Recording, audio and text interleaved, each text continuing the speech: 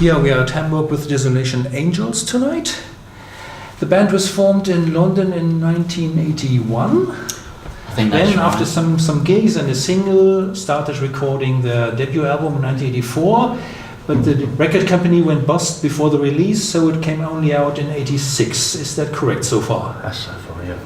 Correct. We knew one day it was coming out, and by then we had things set up in America, so we knew it was heading out there.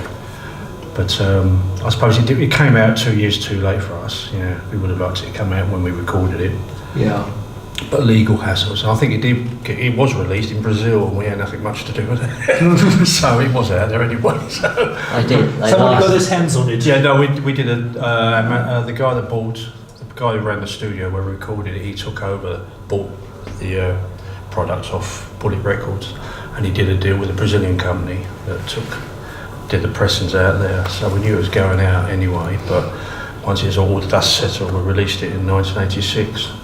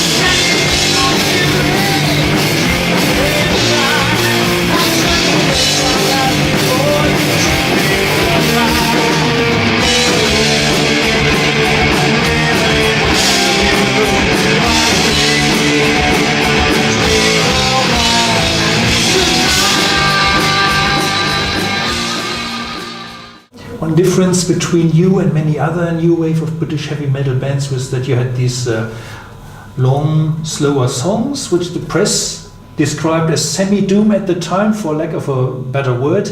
Later on, the phrase epic metal was coined, which was much more suitable, I think, for songs like Spirit of the Deep and Dance of the Demons.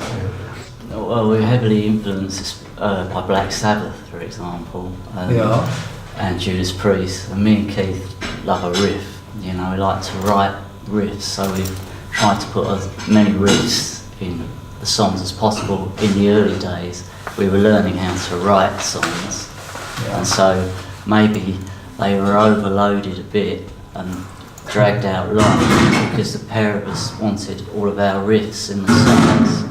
I mean, tonight we're going to do Spirit of the Deep, and you know, it's a good song to do still to this day. You know, it isn't, to me, it isn't overloaded with riffs. You know, other people might think it was because they wanted catchy singles back in the day, I suppose. You know, still do. But the real reason for them being that long is because we write riffs and we were juniors at writing songs. You know, still learning how to write songs.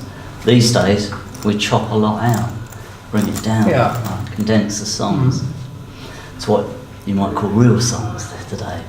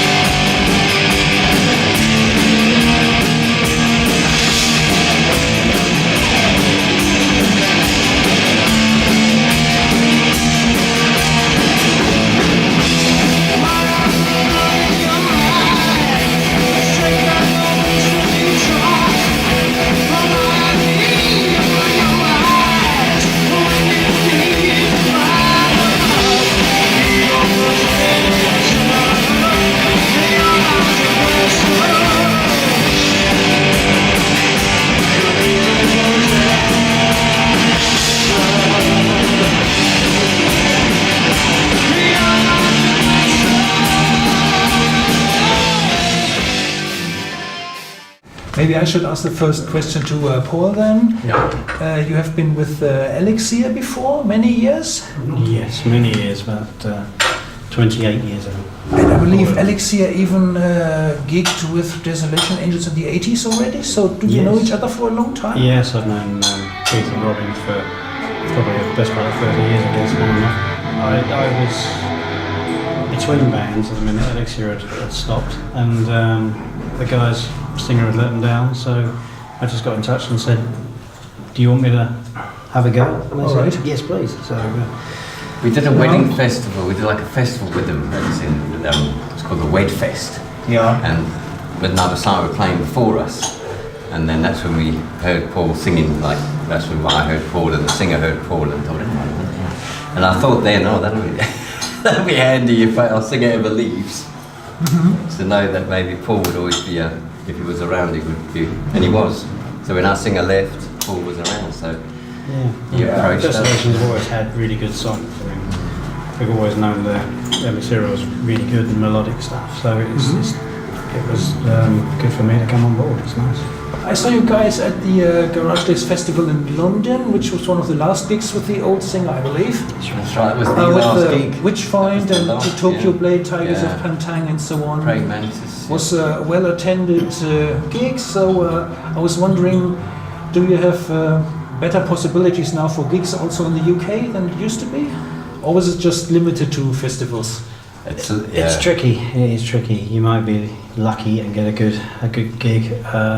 Really, it's getting 4 or 5 bands on the same bill and get people out to see them. You have to do a festival, sort of a all-day festival with 5, 6 bands in order to get people to come out more than anything. If you're going on UK to small clubs and there's not the people on attending. The people are there, but they don't come and pay to watch the band, even though they might be in the bar. They're not actually coming to see the band, you see. So you'd be better off now doing what's like Saturday in France, these festivals of British heavy metal or new wave of British heavy metal festivals, like we did at the Underworld, and then you'll get more people coming in for that day or that weekend. So now owners of clubs put the onus on the promoter to make money for the bands. So they'll insist the promoter charges quite a lot of money on the door to get people in, and that's when you get paid from that. Whereas they're quite happy to pay a covers band up front and don't put any charge on the door, so they get a full house and they take all the bar money. It's safer. And Definitely, and covered bands are big business at the moment by the look of how many there are. You know, the Lizzies and Limehouse Lizzies, there's lots of bands covering the big bands now. Yeah. And they play a lot of the venues and they tend to fill them up as well.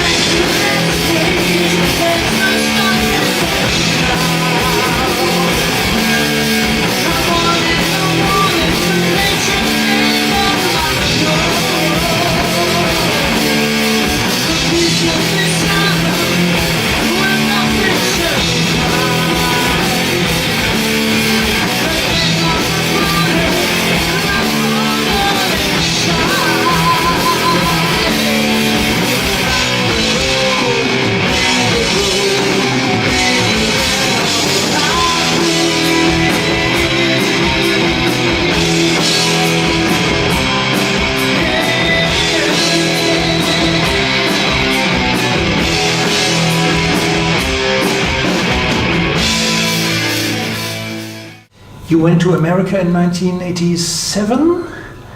Yeah. Played live there, and then did a second album, which was only available as a tape. And the songs are rather different from the first one, because songs like Power Hungry or I'm on Fire are more catchy, are more accessible. So how much did this stay in America change you? It changed with the songwriter. We worked with producers out there, and we were left the structure our songs better for more radio friendly. because there's lots more rock radio stations over there, and they wouldn't be playing Spirit of the Deep, and they like singing catchy choruses, so we try to be more chorus-driven metal band, and that's influenced our writing at the time. So we did really have a different set. We brought a couple of family favourites like Fury. I think I can't even think of it. Chainsaw might have been on there, but it was a completely different set for the American market. Things like Dance of Demons was a bit scary for a title for them. It works well in Europe, but some songs work better in America. So we learned how to write differently for that market. But we didn't write, we wrote for ourselves. It was our riffs, it's our songs, and working with some of the producers there helped us create a different sound. Producers and the musicians we met there, they were on a different level to us at first, a higher level if you like, you know.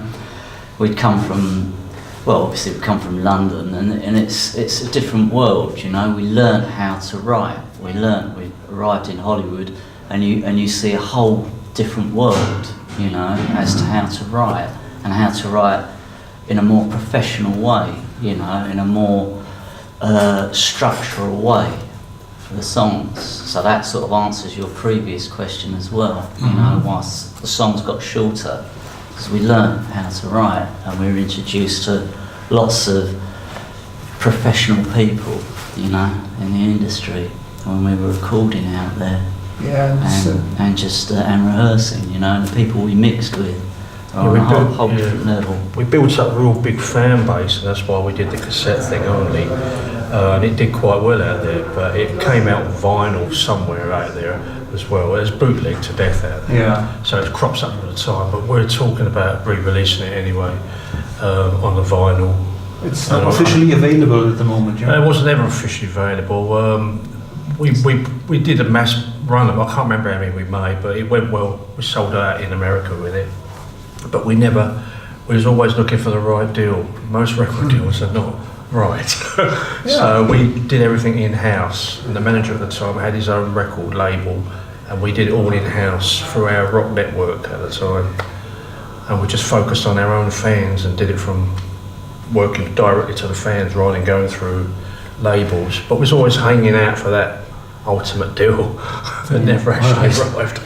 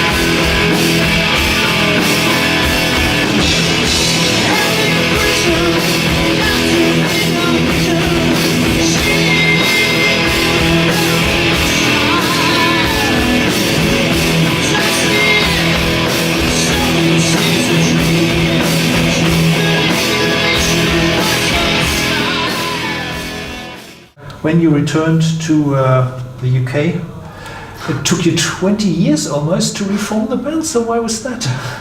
When did we come back? 93 we came back. It wasn't 20, it was, we started putting the box set together 2004. So we actually came back from America in 1993. We were still jamming and working together, but it was sort of fragmented, and we were worn out. We were worn out from America, tired. Yeah. It was hard work, you know. Living and working together for 6 years. It was on top of each other, and it did. It seriously took its toll. And for a while, you know, it was hard to be with each other again, you know. And it just needed a rest, you know. It's hard work. 7 years of rocking and rolling, shall we say. It was probably about 10 years before we started working together. Yeah. So, like I said, I know it's 2004, we came over to Germany, Lübeck, to do the mastering on all the old songs. So we had a couple of trips coming over, didn't we, to get the box set together. And at the time, we wasn't looking to put a band together. It was just re-releasing a box set of our history, but it's got the ball rolling and people prompting us to put the band. We approached early members, but one of the singers was in America at the time, and the drummers and the bass players we approached didn't want to do it anymore, or health reasons they didn't want to do it, or family commitments. So it's just down to me and Rob putting musicians together and taking it from there. We started doing demos, that didn't. We put an album, we had that in the can, we never released it. It's still in the can, we sort of might cherry pick the odd bit here until we actually got rolling with the Sweet the Meat lineup, I think it was, wasn't it? That's the next project.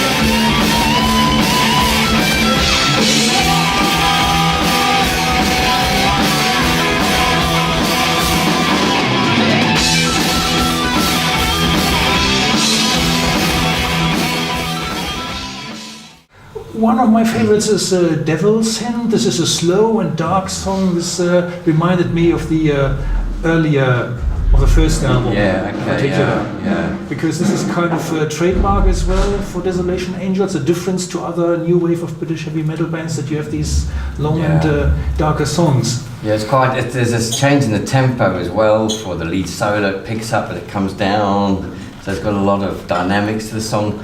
Funny enough, a lot of my guys that I've bought off the album say that when they use that for the gym, a couple of guys that go to the gym and listen to that album for their gym music, because it gives them that rhythm. Most of these they can songs go back to the quality of writing, really. I mean, Keith and Robin's writing is very good, and knowledge of melody lines and what works and power balances between heavy riffs and soft, quieter riffs is what makes that particular song really good, I think. And the guitars interact with each other very well. They don't compete with each other as well. They blend together, and the reviews always state the way the guitars have been sort of produced or written.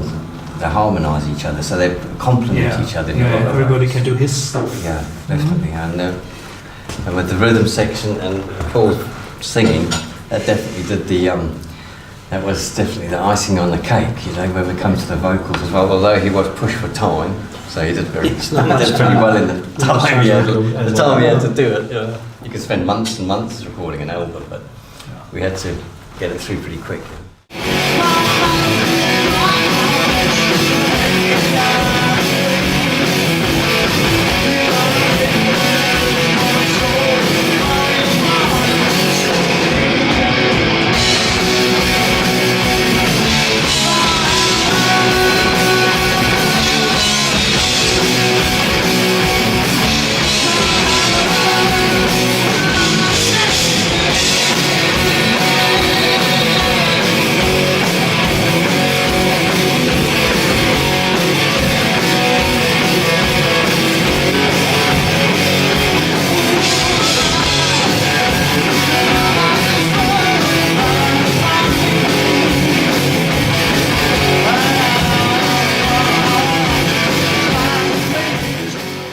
Then I liked Sky of Pain. This is an epic song. It is, it's more melodic as well, so quite different from the darker stuff again. It is, and it's it's a very basic rhythm. It's a bit like an AC/DC. It reminds me even of Thin Lizzy. It reminds me of Scorpions. Scorpion sort of thing, yeah. It's got a lot of drive.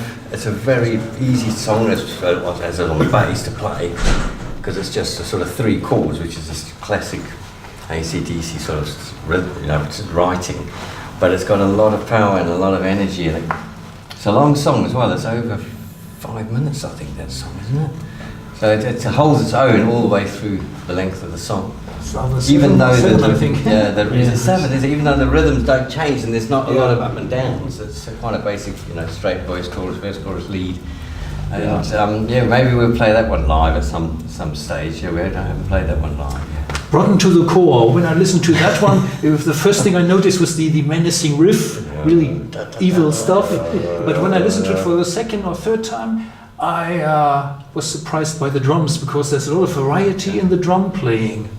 Right. So how much is Chris involved also in the writing already? Well, yes and no. The structures are there and the tempos are there. It's just, add what you think feels right to the...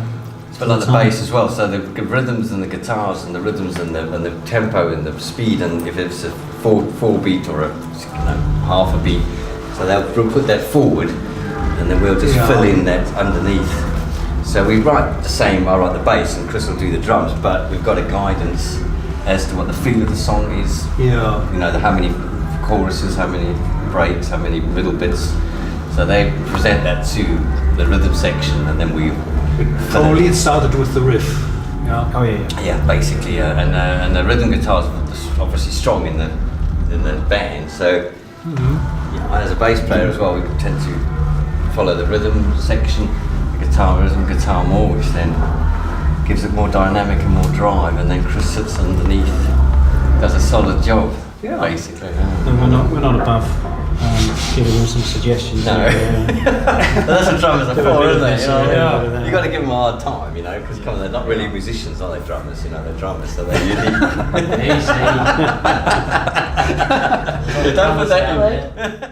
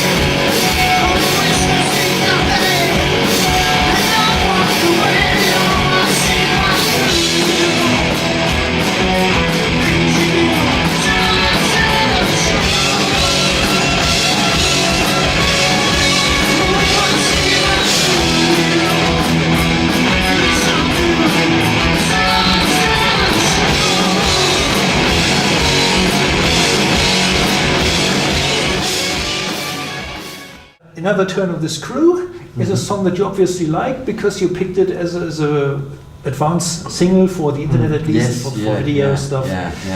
And that is a straighter song with a nice break for melodic guitar in the second part and so on. This reminded me more of the second album. Oh, right. So the new album is this kind of trying to capture all the best from what Desolation Angels have previously done, right? Yeah, I'd say so, It's working on the strengths, really. It harks back to what the strengths of the good material is and see what works and what doesn't, and carry on from there. It's a style the guys have always written in, so I know they're quite harsh with themselves. If they don't quite like a riff, they'll just scrap it, throw it away and start something else. So really it's a lot of a honing down process. So it starts off with maybe 10 or 12 songs, and it will come down to 9 in the end, and it'll be the best ones, and sometimes they'll take bits out of one of the ones they didn't use just to get it perfect and get it sitting nicely. We could put 12 songs on the album, but there's no... If you've got 9 good songs, put 9 good songs on that you think are the best songs, but otherwise you could fill the rest up. But you don't look at it like that. You put those songs complement on. There's a good 9 songs, and that's why we put 9 songs on the album. It's 45 minutes long. So you could fill it up with some other 2 or 3 songs, but Yeah, that's the trap that came up with the CDs, because many bands put out 60-minute albums with 15 songs, but they should have left 2 or 3 off the album, would be better. I think so. And it just deflects from the real good songs, isn't it? And that when you're listening to it, you're going into, hopefully you go into this mode, don't you? And you listen to the songs and to the whole album, like the old days when you had vinyl and you put it on, you put the needle on, you listen to the whole album. Yeah. You wouldn't jump all like nowadays with CDs and download. So it gives you the feel of the whole album when you listen to that whole album through the 9 songs.